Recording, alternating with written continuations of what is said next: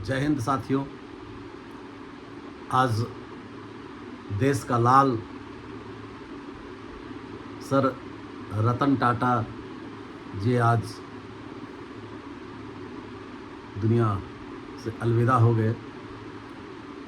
मेरा मन किया कि दो शब्द उनके बारे में ज़रूर व्यक्त करूं। दोस्तों, रतन टाटा जी के बारे में जितना भी बोला जाए शायद वो कम होगा। आज वो 86 साल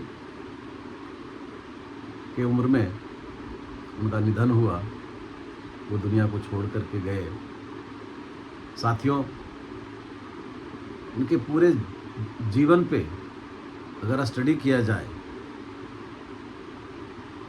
तो इतना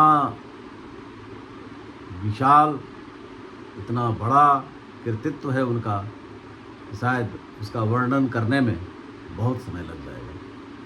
साथियों, वो ऐसे तो वो इंजीनियरिंग की पढ़ाई उन्होंने किया था विदेश से, और टाटा कंपनी में एक साधारण सा कर्मचारी के तौर पे अपना कैरियर शुरू किया था, और धीरे धीरे अपनी कर्मठता, काफ़ी कर्मठ थे के बदौलत वो टाटा के चेयरमैन बने। साथियों, उनका जीवन का अद्भुत कहानी है। वो पूरे जीवन अविवाहित रह गए। ऐसा नहीं कि वो नहीं चाहते थे शादी करना, वो चाहते थे शादी करना। अपने जीवन में उन्होंने 4 बार प्रयास किया लेकिन शादी नहीं हो सकी। साथियों,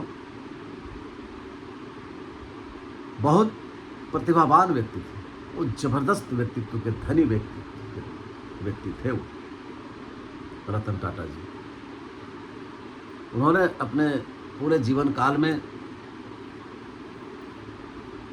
इतना चैरिटी का काम उन्होंने किया है कि देश शायद उनको कभी नहीं भूलेगा। साथियों, वो एक व्यापारी थे। व्यापारी होते हुए भी जितना उन्होंने चैरिटी का काम किया है शायद इस देश में कोई नहीं किया। देश में बहुत सारा उद्योगपति है, उद्योगपतियों की कोई कमी नहीं है, लेकिन लोग बिजनेस करते हैं। रतन टाटा जी केवल बिजनेस नहीं करते थे बल्कि वो चैरिटी भी करते थे। देश गवाह है, इतिहास गवाह है। जब जब इस देश को ज़रूरत पड़ा, जब जब इस देश पर कोई आपदा विपदा आया, रतन टाटा जी ने अपना पूरा झोली खोल करके अपने पूरे दिल से उन्होंने देश को मदद किया। अभी हाल ही में कोरोना काल में जब देश कोरोना से प्रभावित था, दुनिया प्रभावित थी, उन्होंने प्रधानमंत्री राहत कोष में 1,500 करोड़ रुपया दान दिया था। फ्रेंड्स, रतन टाटा जी शायद कोई ऐसा क्षेत्र था जिसको उन्होंने टच नहीं किया जीवन में। हर चीज़ रतन टाटा जी या टाटा ग्रुप के द्वारा बनाया गया। हेल्थ सेक्टर को देखें, कई हॉस्पिटल, कई रिसर्च इंस्टीट्यूट, आप एजुकेशन को देखें तो एजुकेशन पे बहुत सारा इंस्टीट्यूट, बहुत सारा काम किया उन्होंने।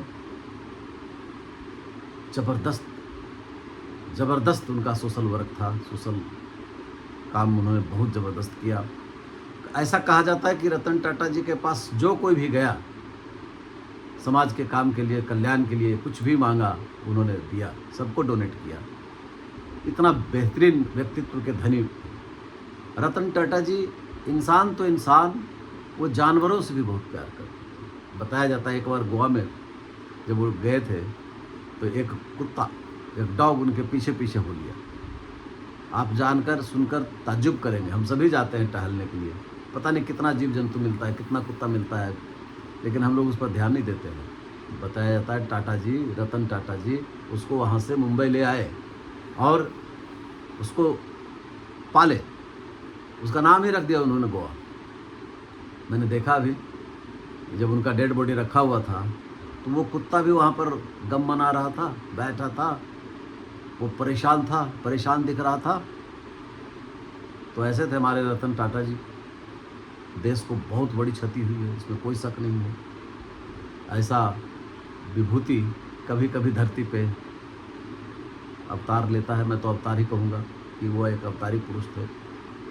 तो रतन टाटा जी देश के लिए बहुत काम किया है मित्रों, बहुत काम, हम गिनवा नहीं सकते। इतना सरल लाइफ था उनका। आप सोचिए, सैकड़ों कंपनी, 100 कंपनी बताया जाता है, कम से कम 100 कंपनी देश और विदेश में टाटा ग्रुप का है, और लगभग 30 लाख करोड़ का व्यापार है उनका, प्रॉपर्टी है टोटल।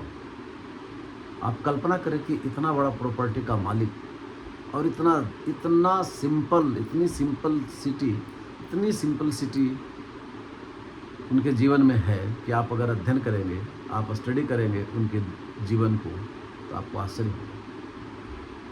साथियों, अब हम क्या दे सकते हैं उनको? मेरे पास क्या है देने का, लेकिन बस दुआ कर सकते हैं उनके लिए, ऊपर वालों से प्रार्थना कर सकते हैं उनके लिए।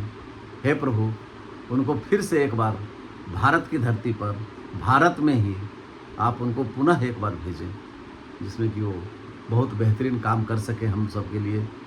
मेरे लिए तो वो काफ़ी प्रेरणा के स्रोत है, और मैं काफ़ी स्टडी करता रहता हूँ उनके बारे में, बहुत स्टडी करता हूँ, और बहुत इंस्पायरेशन मिलता है उनसे, बहुत सारी प्रेरणा हमको मिलती है उनसे, और मैं काफ़ी प्रभावित हूँ रतन टाटा जी से।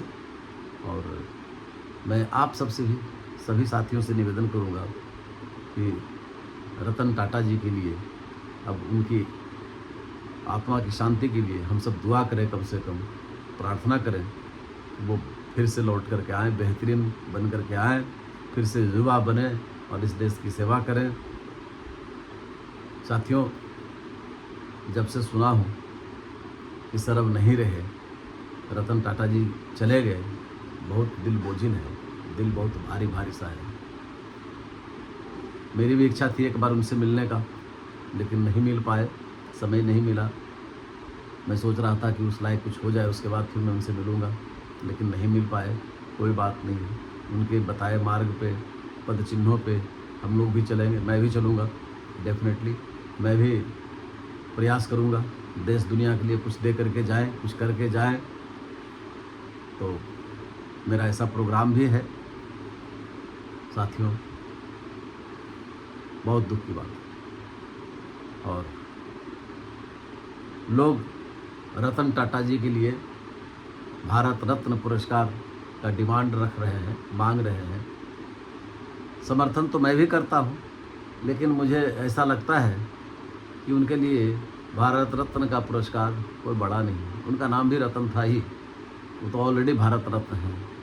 वो भारत रत्न ना कह करके उनको तो विश्व रत्न का उपाधि देना चाहिए, क्योंकि वो केवल भारत के लिए ही काम नहीं किया, बल्कि वो पूरी मानवता, और पूरी मानवता के लिए, पूरे ब्रह्मांड के लिए उन्होंने काम किया है, बढ़ चढ़ कर काम किया है।